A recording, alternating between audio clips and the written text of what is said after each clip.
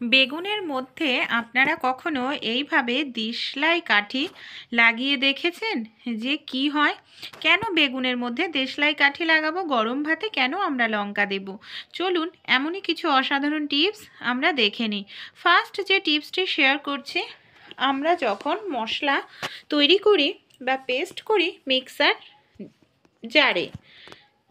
Mixer জারটা তারপর কি করি, খুব ভালো করে আমরা জল দিয়ে ধুয়ে নিই। জল দিয়ে ধুয়ে মুছে রাখলেও দেখা যায় মিক্সার জারের মধ্যে না জল থেকে যায় ব্লেডের জায়গায়, এর ফলে মিক্সার জারটা খুব অল্প দিনের মধ্যে নষ্ট হয়ে যায়। তাই ব্লেডের জায়গায় আপনারা যদি সামান্য পরিমাণে একটু সরিষার তেল এইভাবে দিয়ে রাখেন, মানে নিচের দিকেও সেই সঙ্গে মিক্সার জারের ভেতরের দিকটাও, তাহলে দেখবেন মিক্সার জারের ব্লেডটায় যে জং ধরে খুব অল্প দিনে নষ্ট হয়ে যায় সেটা নষ্ট হবে না। এমনকি অনেক দিন পর্যন্ত আপনারা মিক্সার জারটা ইউজ করতে পারবেন।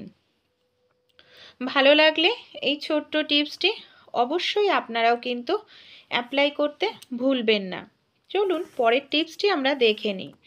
আমরা প্রত্যেক মাসেই যে চালের বস্তা নিয়ে আসি, দেখা যায় চালের বস্তায় সেলাই করা থাকে, সেই সেলাইটা খুলতে খুবই কষ্ট হয়। আর যে সেলাইটা থাকে সেই সেলাইটা কিন্তু চেন 4 হয়। একটু ভালো করে লক্ষ্য করবেন, দেখবেন চেন 4-এর সেলাই থাকে। আর চেন 4 যেদিক দিয়ে সেলাইটা শুরু হয় সেদিক দিয়ে খুলতে গেলে কিন্তু খোলা যায় না। তাই যেদিকে সেলাই শেষ হয়েছে সেদিক দিয়ে সেলাইটা কেটে যদি আপনারা এইভাবে খোলেন, দেখবেন খুব সহজেই চালের বস্তার সেলাই আপনারা খুলে ফেলতে পারবেন। কারণ এটা তো আমাদের প্রত্যেক মাসেই এই কাজটি করতে হয়। তাই এই ছোট্ট টিপসটি অ্যাপ্লাই করবেন, এতে আপনাদের বস্তাটা কাটার কোনো রকম প্রয়োজন পড়বে না আর সহজভাবে খুলে যাবে। আমরা অনেকেই টানাটানি করি, বস্তা কেটে ফেলি, দেখা যায় বিরক্তও বোধ করি সেলাইটা খোলা নিয়ে। ছোট্ট একটু টিপস অ্যাপ্লাই করলেই আপনাদের কাজ জলের মতো সহজ হয়ে যাবে।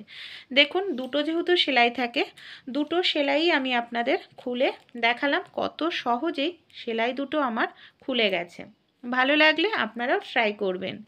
ভাত রান্না করার পর ভাতটা না গরম থাকে, এই গরম ভাত আমরা একটি কাজে লাগাতে পারি এই বাষ্পটাকে। আমরা অনেকেই তরকারিতে শুকনো লঙ্কা খেয়ে থাকি, শুকনো লঙ্কায় অতিরিক্ত ঝাল থাকে কিংবা দেখা যায় গ্যাস অম্বল হয়। তাই শুকনো লঙ্কাটাকে গরম ভাতের ওপর এইভাবে কিছু সময় রেখে দিন, 1-2 মিনিট।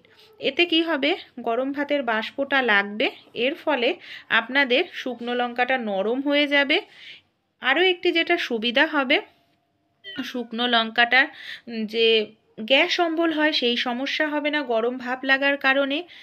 শুকনো লঙ্কাটা যখন পেস্ট করবেন খুব সুন্দরভাবে পেস্ট হবে।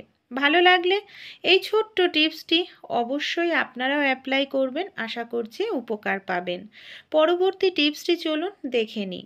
আমাদের বাড়িতে এই ধরনের অনেক বোতল থাকে, দেখা যায় এই ধরনের বোতলগুলো আমরা অনেক সময় কোনো কাজেই কিন্তু ব্যবহার করি না। তো এই ধরনের বোতলগুলো ফেলে না দিয়ে কিন্তু আমরা ইউজ করতে পারি। বোতলের ওপরের অংশটা কেটে নিলাম। দেখুন দুভাবে ব্যবহার করতে পারি। একটা হলো ঢাকনাটাকে আমি খুলে নিচ্ছি। গাজর, মূলো এই জাতীয় সবজিগুলোর খোসা ছাড়াতে গেলে অনেক সময় দেখা যায় খোসার সঙ্গে গাজর বা মূলো এই জাতীয় সবজিগুলো অনেকটাই নষ্ট হয়। তাই আমরা এইভাবে যদি খোসা একটি বোতলের ঢাকনা দিয়ে ছাড়াই তাহলে খুব সুন্দরভাবে খোসা ছাড়ানো হবে। এমনকি খোসার মধ্যে আমাদের কোনো রকম সবজি কিন্তু নষ্ট হবে না। আর খুব দ্রুত কিন্তু এইভাবে আমরা খোসা ছাড়িয়ে নিতে পারবো। ভালো লাগলে ছোট্ট টিপসটি অবশ্যই আপনারাও কিন্তু অ্যাপ্লাই করে দেখবেন, এতে আপনাদের কাজটিও সহজ হবে, সবজিটাও নষ্ট হবে না। পরের টিপসটি চলুন দেখে নিই। বোতলের ওপরের অংশটা কেটে নিয়েছিলাম, এটাকে আমরা ব্যবহার করতে পারি চাল তোলার জন্য, বা যে আমরা রুটি খাই সেই রুটির যে আটা নিই সেটা তোলার জন্য। অনেক সময় বাটি ব্যবহার করি, হাতা খুন্তি ব্যবহার করি। তাই এই জিনিসগুলো ব্যবহার না করে একটি বোতল কেটে যদি আমরা এই ধরনের একটি জিনিস তৈরি করে নিই, খুব সহজেই আমরা আমাদের মাপ মতো কিন্তু চাল, আটা এগুলো তুলে নিতে পারবো। এমনকি আমাদের চালে আটাতে হাত দেওয়ারও প্রয়োজন পড়বে না। চলুন পরের টিপসটি দেখে নিই। আমাদের বাড়িতে এই ধরনের যে কাপগুলো থাকে এরকমই একটি কাপ আমি নিয়ে নিয়েছি। কি কাজে এই কাপটাকে আমি ব্যবহার করব চলুন তাহলে দেখে নিই। কাপের মধ্যে এখানে আমি দিয়ে দিচ্ছি কিছুটা পরিমাণ চাল। যে চাল আমরা রেগুলার খেয়ে থাকি সেই চাল আমি এখানে 2 চামচ পরিমাণ মতো দিয়ে দিলাম। এই চালের মধ্যে আমি দুটো জিনিস দিয়ে দেব। সেটা হলো দেখুন চালের মধ্যে আমি দিয়ে দিচ্ছি 1 চামচ পরিমাণ মতো খাবার যে সোডা হয় বা বেকিং সোডা যাকে বলে সেটা, আর হাফ চামচ পরিমাণ এখানে আমি নিয়ে নেব ন্যাপথলিন। খুব ভালো করে দুটো উপকরণ আমাদের এইভাবে মিশিয়ে নিতে হবে। দেখুন দুটো উপকরণই আমি খুব ভালো করে এইভাবে মিশিয়ে নিলাম। এবার আপনারা চাইলে সাদা পৃষ্ঠা নিতে পারেন কিংবা কোনো কাগজ আপনারা নিতে পারেন। এইভাবে একটি গার্ডার নিয়ে নিন। গার্ডারের সাহায্যে খুব টাইট করে এটাকে আপনারা আটকে নিন। দেখুন এইভাবে গার্ডারের সাহায্যে আমি খুব টাইট করে এটাকে আটকে নিলাম। কি কাজে এটাকে এবার আমরা ব্যবহার করব, সবার প্রথমে আমি ছোট ছোট করে অনেকগুলো ছিদ্র করে নিচ্ছি যাতে গন্ধটা ন্যাপথলিনের খাবার সোডার ভালোভাবে বের হয়। ছিদ্র করে নেওয়ার পর আমাদের আলমারিতে যেখানে জামা কাপড় থাকে অনেক সময় আমরা ন্যাপথলিন দিয়ে দিই, কাপড়ের মধ্যে বাজে দিলে দাগ হয়ে যায় বা কাপড় থেকে উগ্র গন্ধ বের হয়। এইভাবে যদি দিই তাহলে সব কাপড়ের মধ্যে কোনো রকম গন্ধ থাকবে না, বাজে সুন্দর মিষ্টি গন্ধ থাকবে। কাপড়ের মধ্যে যদি কোনো ভেজা ভাব চলে আসে চাল সেটা অ্যাবজর্ব করে নেবে, খাবার সোডা ব্যাকটেরিয়া জীবাণু ধ্বংস করবে। দেশলাই কাঠি আমরা প্রত্যেকেই ব্যবহার করে থাকি কিন্তু বন্ধুরা, কিন্তু কাঠি ব্যবহার করার পর দেশলাই কাঠিগুলোকে কি করি, এইভাবে নিভে গেলে আগুন যেখানে সেখানে ফেলে দিই। এতে আমাদের ঘরবাড়ি কিন্তু নোংরা হয়ে যায়, আমাদের নিজেদেরই আবার খাটনি করে পরিষ্কার করতে লাগে। তাই দেশলাই কাঠিগুলো যেখানে সেখানে এভাবে ফেলে দেবেন না ভুল করে।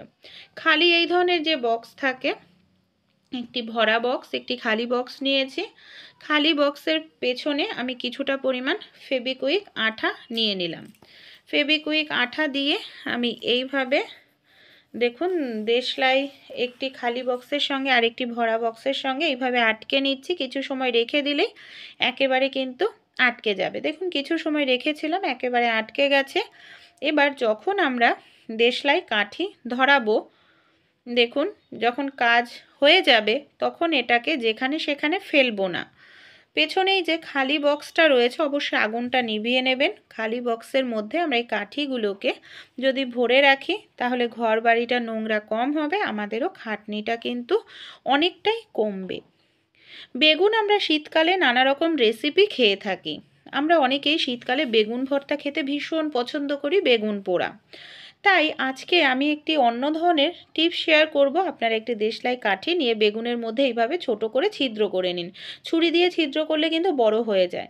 তারপর এইভাবে বেগুনের মধ্যে আপনারা রসুন ঢুকিয়ে নিন। হ্যাঁ, বেগুনটা যখন পোড়াবেন সেই সঙ্গে আপনারা যদি বেগুনের গায়ে রসুন কাঁচা লঙ্কা একসঙ্গে দিয়ে পুড়িয়ে নেন তাহলে দেখবেন আপনারা যে বেগুন পোড়াটা করবেন খেতে অসাধারণ লাগবে। তাই এই ছোট্ট টিপসটি অ্যাপ্লাই করবেন, দেখবেন এর টেস্ট কিন্তু নর্মাল যে শুধু বেগুন পুড়িয়ে যে খেলে টেস্ট তার থেকে বেশি পাবেন। ভালো লাগলে ট্রাই